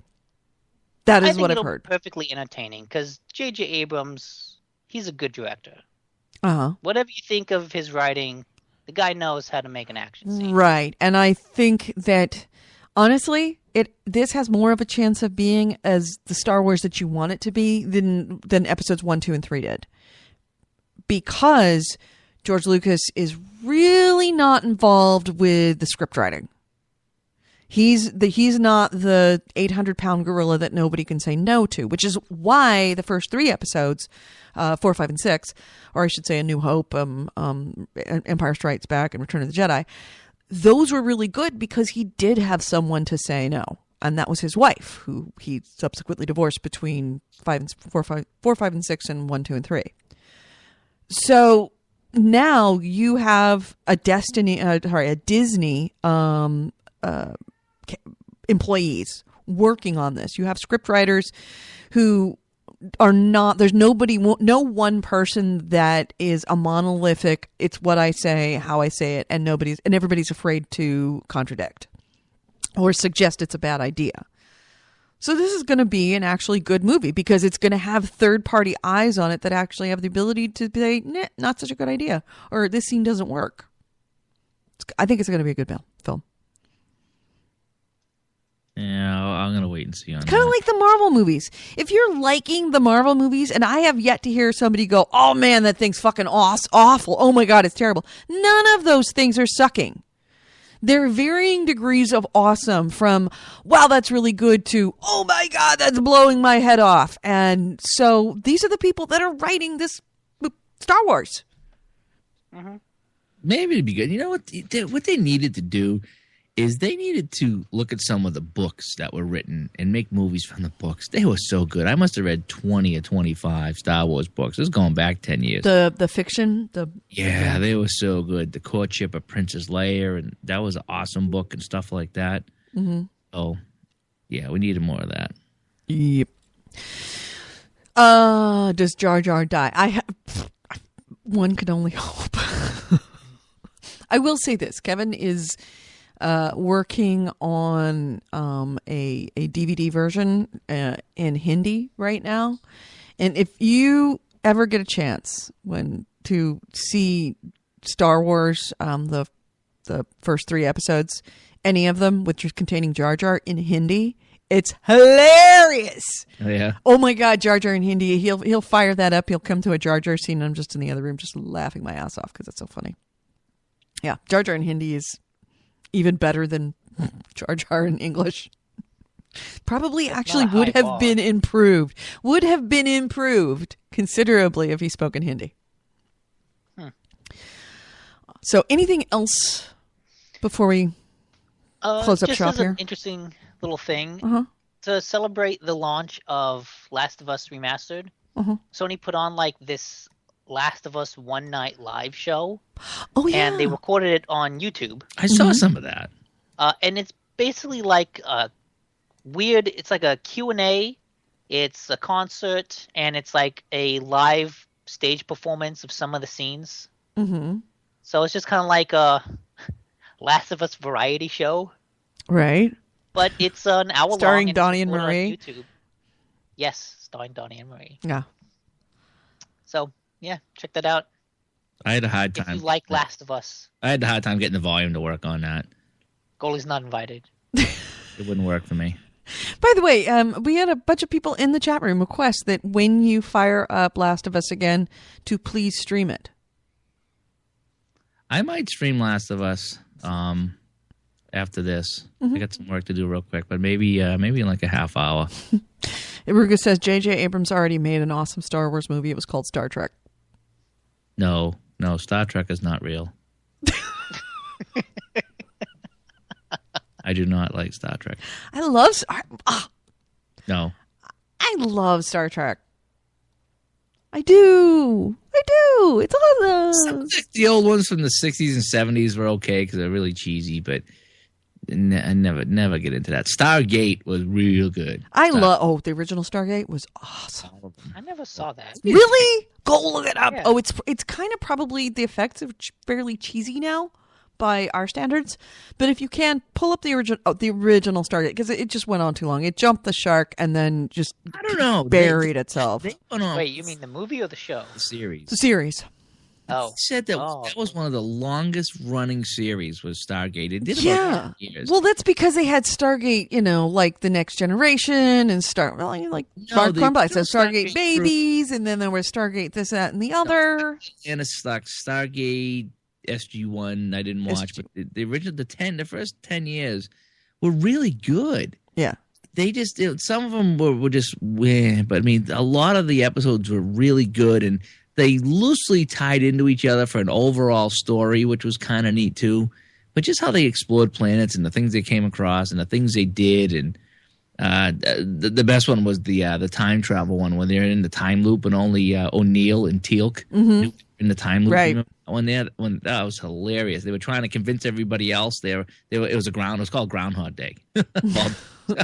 That was a really good episode. Yep. So yeah, Stargate was the best. Yep. There's a lot of things that have happened in tech since that remind me of things that I first saw on Stargate.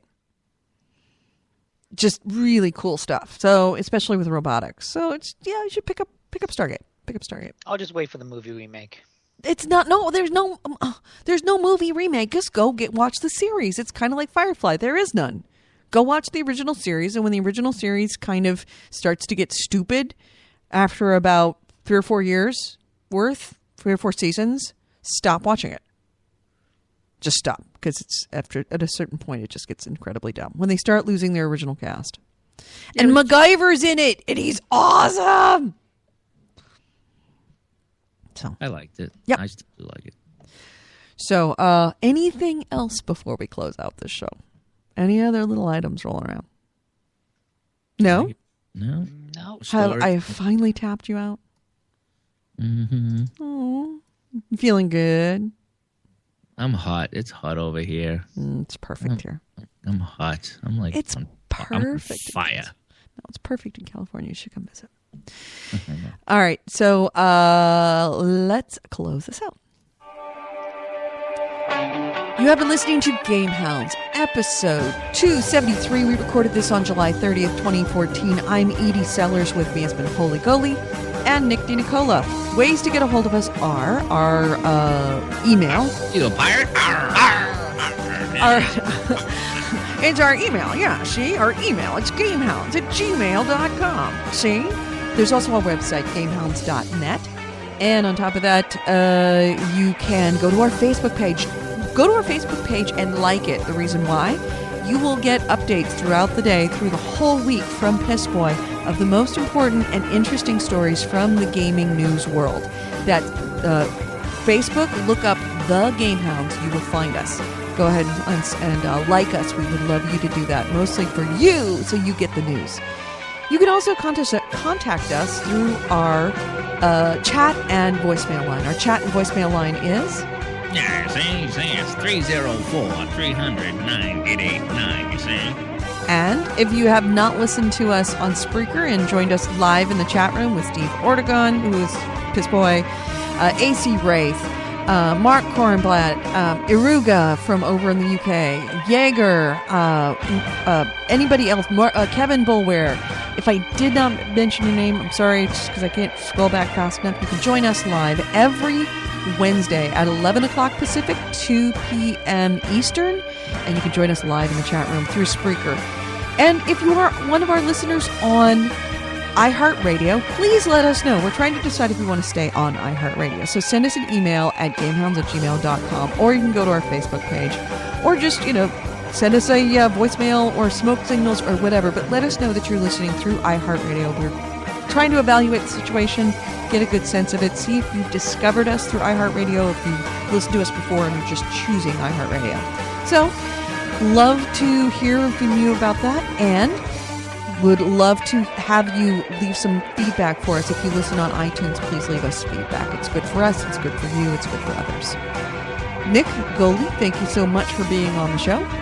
Okay. And we will see you all next week, 11 a.m. Pacific, 2 p.m. Eastern on Wednesdays. See you later, everyone. Goodbye.